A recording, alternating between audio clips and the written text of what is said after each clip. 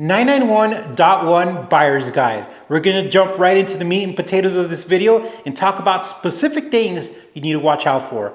First off, many people are going to recommend that you get a borescope inspection. And what that is that you put a tiny camera through the spark plug hole and you're looking for any scoring in the cylinder walls. And a borescope job could cost anywhere from $300 to $1,000.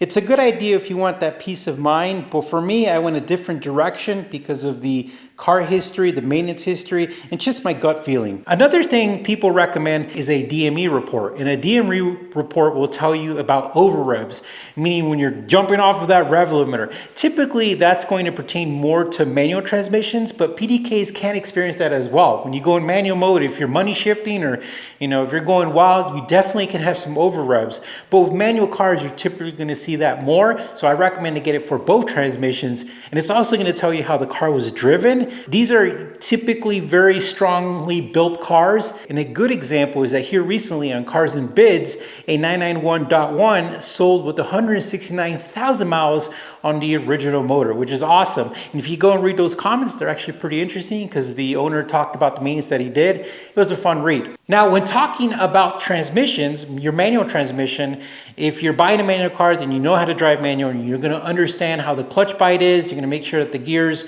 they go in smoothly and they're not crunching. Now, when it comes to the PDK, which you're going to see a lot more, and a lot more people are going to be buying PDK cars, you're just going to want to make sure that transmission has been serviced, meaning the fluid. And there's a lot of misconception out there.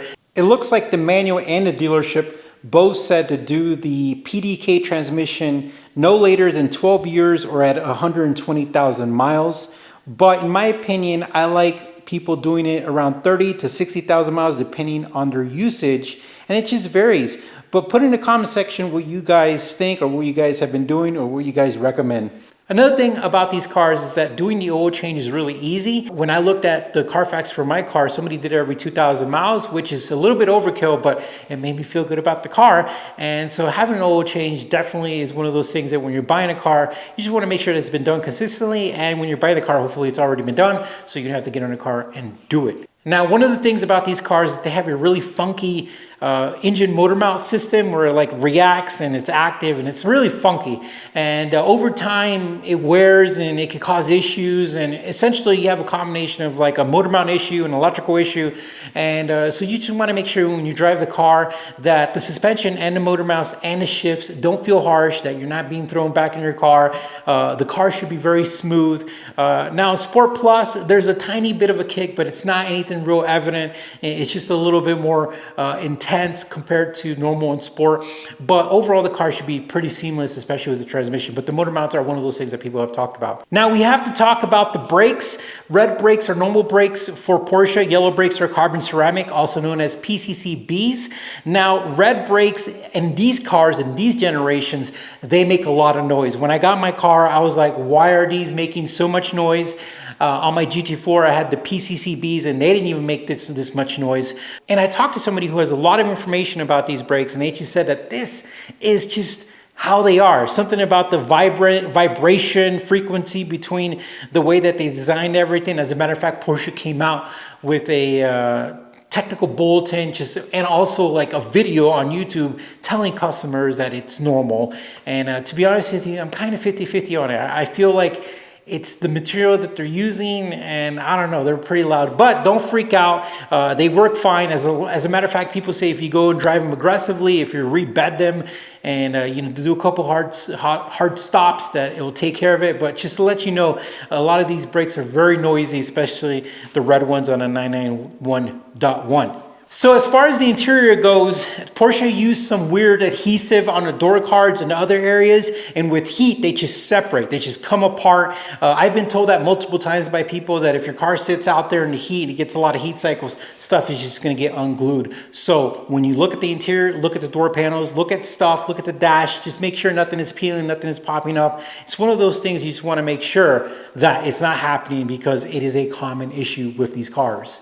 Now let's talk about some specific things that aren't major, but you definitely want to go and look. First off, in front of the vehicle, you're going to have the radiators, and it's common for them to get dirty. And also, if the car is driven daily and sees different weather, you could build some corrosion and some rust around that area. So just get a flashlight and inspect in those radiators, and just make sure that the fins aren't overly damaged and there's not a lot of crud in there and that there's not a lot of rust. Now, talking about cooling, you want to make sure that the coolant has been replaced. These cars are over a decade years old, so the coolant should have been replaced by now. No matter if it has 2 miles or if it has 100,000 miles, you're going to have to make sure that coolant has been replaced. Now, the maintenance interval for these cars are like many cars. They have their 30,000 mile, their 60,000 mile, their 40,000 mile, and they're like little milestones. And if you're looking at a Carfax, if you're looking at the maintenance history, you should see evidence of that being done. Like for this one, it says 40,000 mile service. It tells you exactly what was done.